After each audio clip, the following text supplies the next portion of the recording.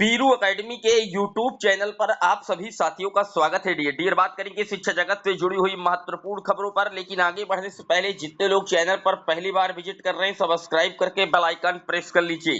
Dear आपकी screen पर पहली अपडेट आप देख सकते हैं, भारत ने जीता वर्ल्ड कप। चैंपियन बनी भारतीय टीम। सूर्य कुमार यादव के लिए एक बेहतरीन कैच की बदौलत भारतीय टीम ने T20 वर्ल्ड कप मुकाबले को बेहतरीन तरीके से जीत लिया है।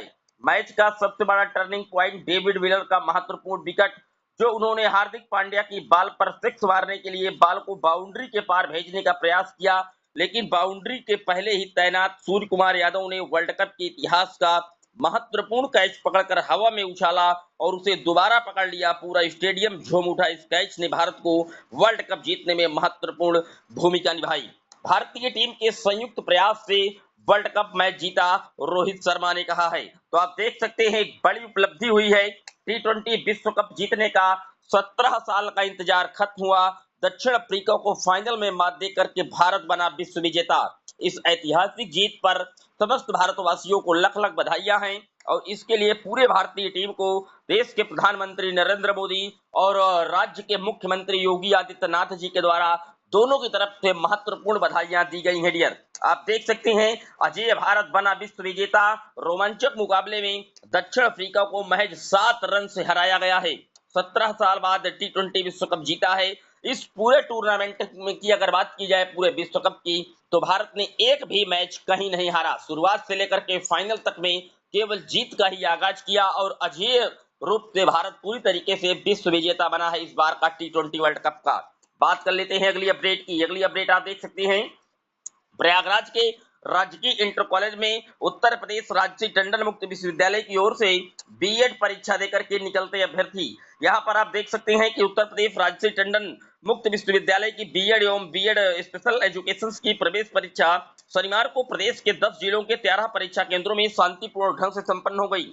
प्रवेश परीक्षा आयोजन एवं संचालन समिति के समन्वयक प्रोफेसर पीके स्टालिन ने बताया है कि बीएड एवं बीएड विशिष्ट शिक्षा प्रवेश परीक्षा में 71% अभ्यर्थियों ने परीक्षा दी है। तो आप देख सकते हैं कहीं ना कहीं जो बीएड करने वाले अभ्यर्थी हैं उनका क्रेज फिर से बढ़ा है, क्योंकि बीएड के लिए जो विकल्प होते हैं शिक्षक भर्ती के कई जगह पर खुले होते हैं। टीजीटी, पीजीटी, जूनियर में आप जानते हैं कि राजकीय इंटर कॉलेजों में, जवाहर नवोदय विद्यालयों में कई जगह जो इनका विकल्प है वो खुला होता है। तो एक बार पुनः बीएड की तरफ से जो रुझान है वो अभ्यर्थियों का बढ़ता जा रहा है। इसके पहले भी आपने देखा था लगभग 2.5 लाख अभ्यर्थियों ने जो हमारे झांसी बुंदेलखंड यूनिवर्सिटी के द्वारा बीएड एंट्रेंस एग्जाम करवाया गया था, वहां पर भी लाखों अभ्यर्थियों ने बढ़ चढ़ करके हिस्सा दिया था। और अब जो ओपन यूनिवर्सिटी है राजर्षि टंडन मुक्त विश्वविद्यालय प्रयागराज, वहां पर भी बीएड करने के लिए जो अभ्यर्थी हैं वो पूरी तरीके से एंट्रेंस एग्जाम में आप देख सकते हैं 71% जो अभ्यर्थी हैं वो शामिल हुए थे। डियर बात कर लेते हैं अगली अपडेट की। अगली अपडेट आप जानते हैं कि केंद्रीय मंत्री जो अनुप्रिया पटेल हैं, उन्होंने आरक्षण को लेकर के एक बड़ी जो घेराबंदी है शुरू की थी और खुद उत्तर प्रदेश के मुखिया योगी आदित्यनाथ जी को उन्होंने लेटर लिख के कहा था कि जो नौकरियां हैं उन पर जो आरक्षण का अनुपालन नहीं किया जा रहा है। दरअसल उन्होंने साफ तौर पर कहा था कि जो सीटें आरक्षण से भरनी चाहिए बैकवर्ड ओबीसी एससी एसटी की, उनको बैकडोर से सामान्य करके उन सीटों को भरा जा रहा है, ये आरोप लगा दिया था।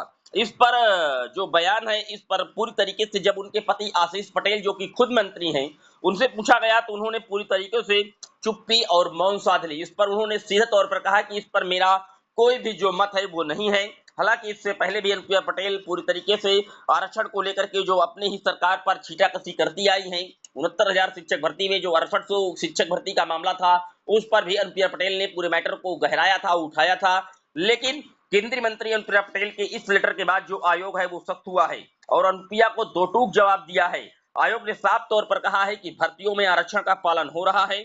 मुख्यमंत्री योगी को लिखे पत्र पर जो अपर मुख्य सचिव हैं नियुक्त एवं कार्मिक ने केंद्रीय मंत्री को दिया जवाब। साफ तौर पर कहा है प्रत्येक सरकार ने शनिवार को केंद्रीय मंत्री प्रदेश सरकार ने शनिवार को केंद्रीय मंत्री और अपना दल सोने लाल पटेल की राष्ट्रीय अध्यक्ष अनुप्रिया पटेल के भर्तियों में अन्य पिछड़ा वर्ग ओबीसी अनुसूचित जाति और अनुसूचित जनजाति के लिए आरक्षण संबंधी मुख्यमंत्री योगी आदित्यनाथ को लिखे गए पत्र का जवाब भेजे गए हैं।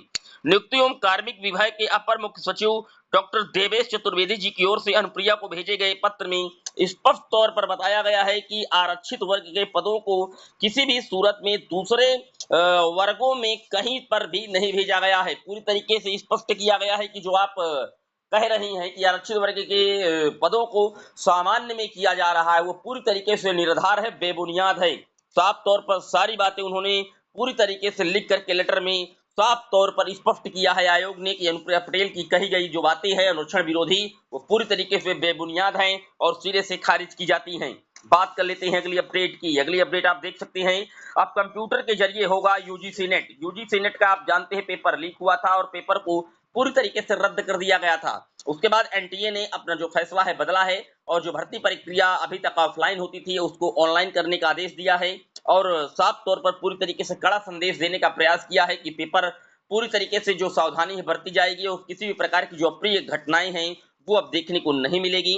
एनटीए ने पूरी तरीके से जो इसका रूट है वो तय कर लिया है और नेट और एनसीईटी की जो घोषित तारीख है आपको ने बताया था कि जुलाई से सितंबर के बीच में परीक्षाएं होनी है और पूरे पेपर इस बार ऑनलाइन मोड में करवाए जाएंगे। डियर बात कर लेते हैं अगली अपडेट की। अगली अपडेट आप देख सकते हैं, पुरानी पेंशन चुनने का विकल्प 31 अक्टूबर तक। 50,000 कर्मचारी होंगे लाभान्वित। 28 मार्च 2005 से पूर्व प्रकाशित विज्ञापन के आधार पर नौकरी पाने वाले को मिलेगी सुविधा। 2005 का मामला आप जानते हैं कि लगातार विवादों में था, पेंशन का वेट कर रहे थे अभ्यर्थी पूरी तरीके से जितने कर्मचारी थे और आखिरकार अंततः योगी आदित्यनाथ जी के द्वारा उनको खुशखबरी दी गई और 50,000 जो कर्मचारी हैं वो इससे लाभान्वित होंगे और 31 अक्टूबर तक जो पुरानी पेंशन चुनने का विकल्प है वो इनको दे देना होगा। और कहीं ना कहीं आप देख सकते हैं कि कितनी बड़ी जो सौगात है 50,000 कर्मचारियों को ये दी गई है मुख्यमंत्री योगी आदित्यनाथ जी के द्वारा। ये था डियर आज का शिक्षा जगत से जुड़ा हुआ दैनिक वीडियो। कैसा लगा कमेंट जरूर करिएगा। जितने लोग चैनल पर पहली बार जुड़ रहे हैं सब्सक्राइब करके बेल आइकन प्रेस कर लीजिए। इस चैनल पर आपको सबसे पहले सटीक ऑथेंटिक अपडेट लगातार प्रोवाइड कराई जाती है। फिर मिलेंगे एक और वीडियो में, तब तक के लिए जय हिंद जय भारत।